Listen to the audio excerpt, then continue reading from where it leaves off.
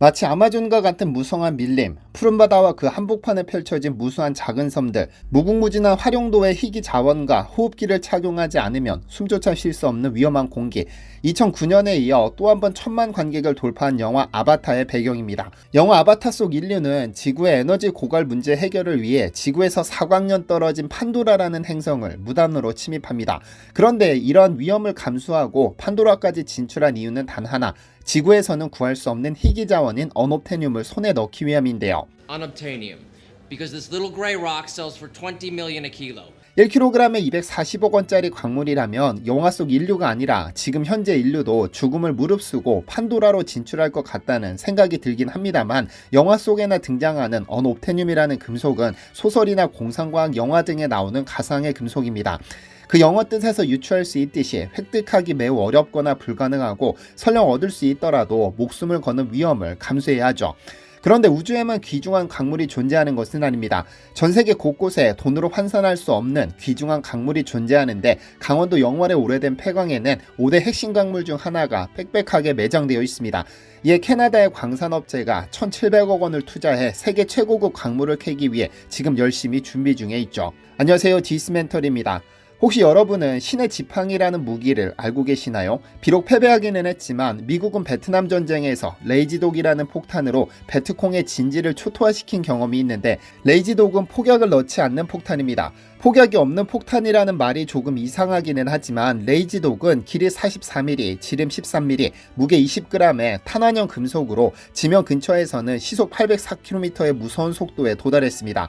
이 무서운 속도 덕분에 공중에서 이를 투하하기만 하면 인간의 몸을 관통하는 것은 어렵지 않은 일이었고, 그 자체로 금속 덩어리에 불과하기 때문에 집속탄과 같은 불발탄의 위험성도 없었죠. 모탄에 해당하는 큰 금속통에 이 금속을 잔뜩 채운 후 비행기에서 낙하시키는 방식으로 구조는 집속탄과 비슷한데, 여기에 운동에너지가 가해지면 그 위력은 상상을 초월합니다. 그래서 미군이 레이지독을 좀 더 크게 확대시켜 개발하기 시작한 것이 신의 지팡이라는 무기입니다.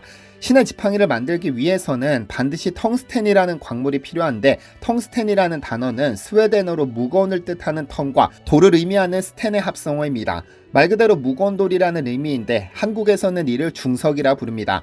하지만 국방비로 1,000조 원을 쓰는 미국도 결국 신의 지팡이는 개발을 중도에 포기할 수밖에 없었는데, 텅스텐 비용을 감당할 수 없었기 때문입니다. 텅스텐이 워낙에 비싼 금속이라 천조국 미국이라지만 중간에 프로젝트 진행을 중단할 수밖에 없었죠. 그런데 혹시 강원도 영월의 폐광에 전 세계 최고 수준의 텅스텐이 빽빽하게 매장됐다는 사실을 아시나요? 강원도 영월군 상동읍 구례리에는 벌써 문 닫은 지 30년 가까이 지난 상동광산이라는 오래된 폐광이 하나 있습니다.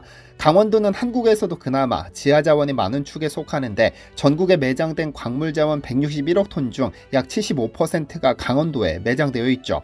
이 자원들의 잠재 가치는 최대 180조 원에 이르는데, 만약 채굴 기술이 발전한다면 강원도의 가치는 더 높아질 것으로 생각됩니다.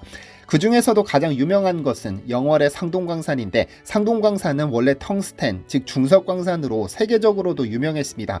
이 덕분에 한때 상동읍에는 3만 명이 넘는 인구가 살았지만, 폐광된 지금은 고작 1,000여 명 사는 폐광촌으로 전락해버렸는데요. 텅스텐은 위에서도 잠시 언급했듯 무거운 돌이라는 의미인데, 무겁고 단단하기 때문에 주요 금속 중에서도 녹는 온도가 가장 높습니다. 열에 강하기 때문에 대포 포신과 같은 무기 제조의 필수 광물로 꼽히죠. 그런데 텅스텐 매장량에 있어서 전 세계에서 상동광산이 단연 으뜸인데, 단일광산으로 세계 최대 규모이자 추정 매장량이 5,800만 톤입니다. 품질이 워낙에 좋은데다 소련의 확장에 겁먹은 미국은 영월의 중석에 관심을 갖기 시작했는데, 결국 한국전쟁이 끝나기도 전에 한미 중석협정을 체결해 성금 50억을 지불하고 2년간 중석 15,000톤을 수입하기로 결정하기도 했죠. 한참 미국으로 수출되던 당시 미국의 한 시험기관은 상동광산의 중석 정광을 분석한 후 한국의 텅스텐 정광의 품질은 세계 시장의 표준이라고 발표했을 만큼 품질이 대단했었습니다. 하지만 1980년대 중국의 시장 개방과 더불어 중국이 텅스텐 수출을 시작하면서 상동광산의 채산성이 크게 약화됐고, 1994년에는 결국 폐광하기에 이릅니다. 그런데 재미있는 일이 벌어지는데요. 폐광 20년 뒤인 2012년 세계적인 투자 귀재로 불리는 워렌 버핏이 상동광산에 무려 $7천만, 한국 돈으로 800억 원을 투자한 겁니다. 재산이 54조 원을 넘어서는 세계에서 가장 뛰어난 투자의 전설 같은 인물이 강원도 영월에 작은 광산 하나에 800억 원을 투자한다니 상당히 놀라운 일이 아닐 수 없는데 그만한 가치가 있기 때문입니다. 아마 잘 아시다시피 현재 전 세계는 자원전쟁 중입니다.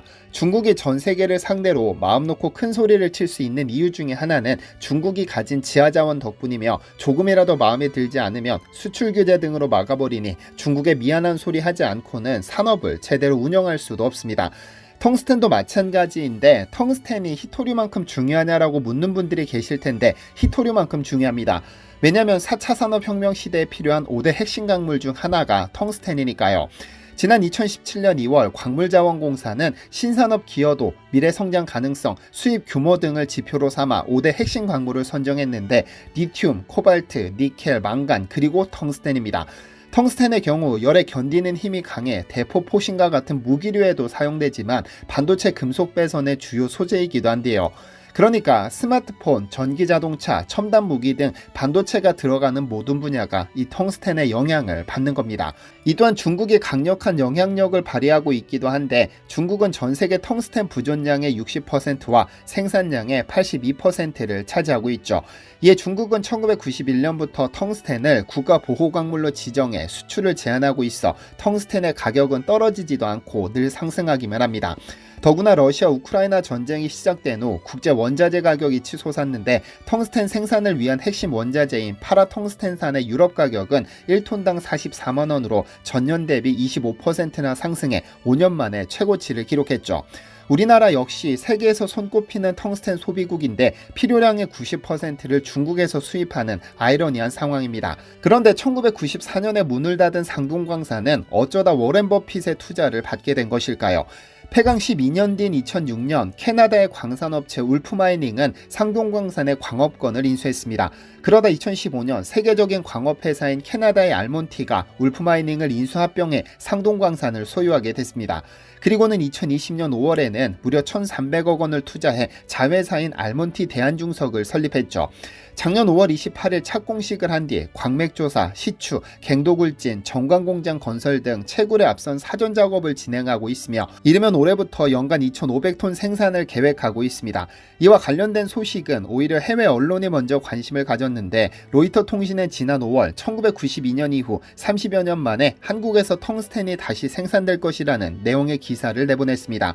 알몬티에 따르면 현재 상동광산에 매장된 텅스텐은 5,800만 톤으로 이는 연간 100만 톤씩 60년 동안 채굴할 수 있는 양입니다.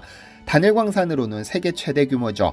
특히 상동광산에 매장된 텅스텐의 광물내 함량은 0.45%로 0.19%의 중국산뿐 아니라 세계 평균인 0.18%의 2.5배에 달하는 수준입니다.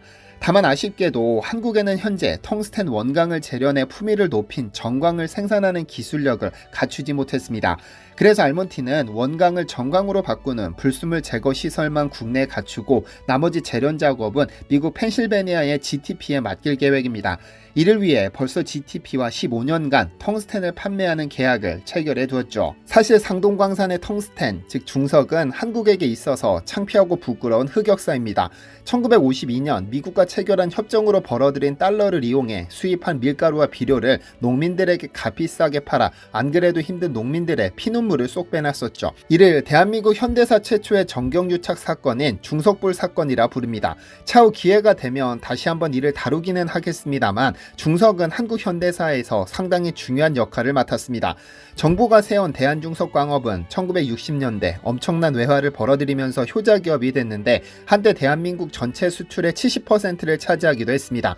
탄광에서 검은 먼지를 마시며 중석을 캐낸 광부들의 피와 땀은 어디로 가고 이제 외국 기업이 이를 캐 돈을 벌 계획이라고 하니 참 아쉽기만 합니다.